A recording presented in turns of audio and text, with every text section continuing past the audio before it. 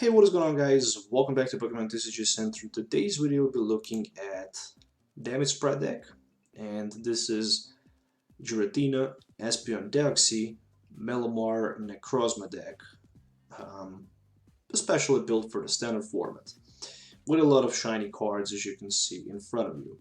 So the main strategy with this deck is basically to deal some damage with a special laser Necrozma, up to 160 if there is a special energy card attached to Necrozma. Maybe hit for 130 with the Giratina. Use that Distortion Door ability once per turn if Giratina is basically in a discard pile. We can put it onto our bench, and if we do that, then we can put 1 damage counter on 2 of our opponent bench Pokemons. So with Giratina and with Necrozma, we can have non-GX attackers with the ability to hit for 130 or 160, and with ability to put 2 additional damage counters on our opponent bench. Additionally, we have Psychic Recharge Melamar that can help us to accelerate energies to our benched Pokemon. And of course, Mew with the Bench Barrier and with the Psy Power attack that can also put 3 damage counters on our opponent Pokemons in any way we like. So, once I said that and once I explained the basically main core and main strategy of this deck, the last thing that I can say is that we also play one Espeon&Deoxy GX, the tag team, especially for that cross-division GX, so we can potentially just, snipe our opponent bench and take additional prize cards, depending on how many energy cards we have on the Espeon&Deoxy. If we have only 3, then we can put 10 damage counters. If we have 3 extra, or 6 in total, we can put 20 damage counters on our opponent Pokemons in any way we like. So definitely with this card we can win the game and end the game, especially if we have plenty of damage counters on our opponent Pokemons in play. But that's not all. That's not all, because this is a damage spread deck, and we are mainly putting the damage counters with Distortion Door. We are mainly dealing damage counter with Shadow Impact and with the Special Laser. In addition to that, I'm also running 4 copies of the Spell Tag, which says that when the Psychic Pokemon that this card is attached to is knocked out by damage from an opponent's attack, we can put 4 damage counters on our opponent bench of Pokemon or active Pokemon in any way we like. And the good thing about Spell Tag is that it can go through the Bench Barrier, because Bench Barrier says that you can prevent only damage done to your benched Pokemons by your opponent's attack, not by the effects or abilities of the attack. For example, putting damage counters is not the same like dealing damage counters. So, last Pokemons on this deck list, of course, are Jirachis with the Stellar Wishes. I decided to go with 3 copies of Jirachi just because I really want to start with Jirachi if it's somehow possible. If you're not familiar with Jirachi, it says that once per turn, if Jirachi is in the active position, we can look at the top 5 cards of our deck, reveal a trainer card we find there, and put that trainer into our hand.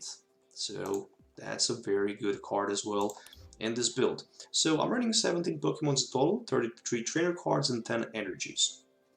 What's also really good thing about this deck is that I'm also running 2 recycle energy cards, which says that once this card is discarded from play, you can put it back into your hand instead of the discard pile.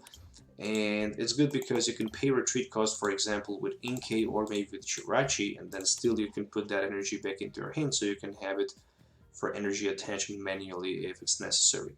So speaking about the Pokemons, I'm running 3 copies of Jirachi, 1 copy of Espeon&Deoxy team, the tech team, 2 copies of Giratina, just in case if one is prized, 4 copies of Inkay and Melamar for the best possible consistency, 1 copy of Mew. Mew is also good against, Pikachu matchups, 2 copies of Necrozma, and that's pretty much it. The card that you can actually consider tagging can potentially be Tapu Fini, because with a Tapu Fini, without using energy cards or without attaching energies to Tapu Fini, if we play against Blacephalon, we could easily one-hit knock out our opponent Blacephalon GX with it. But since this deck can also have a very good matchup against Blacephalon, I just decided not to include it and run the consistency against other decks.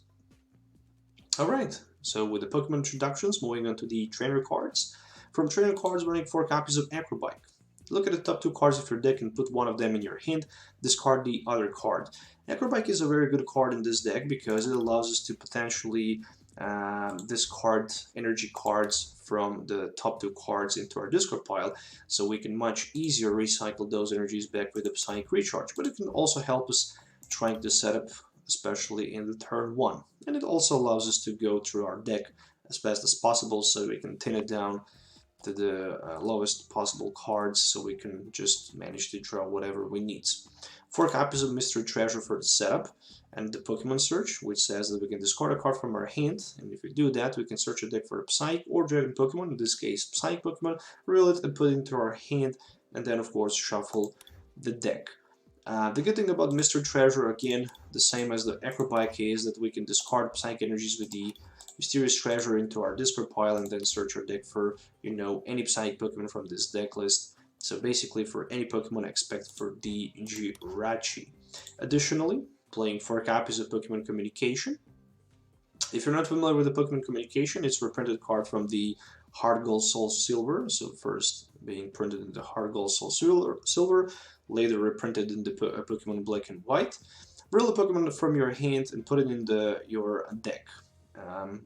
If you do that, you can search Pokemon. You can search a deck for a Pokemon reel and put it in your hand and shuffle your deck. So basically, if you're not familiar with the communication rule, for example, if you have, let's say, Jirachi in your hand, you can use the Jirachi, shuffle it back into your deck, and then grab the same Jirachi and put it back into your hand. Yes, you can definitely do that if you want. So with the Mystery Treasure and Communication, we have plenty of options for the good consistency setup. Additional cards that I'm running in this build: 1 copy of Reset Stamp. We are forcing our opponent to shuffle their hand in their deck and then draw cards for each of their remaining prize cards. 2 copies of Switch cards, and wow, look at this. It's just regular reverse foil, it's not a secret rare. Well, yeah, the truth is I also own, the secret rare version from the Sun and Moon, but I just decided to go with,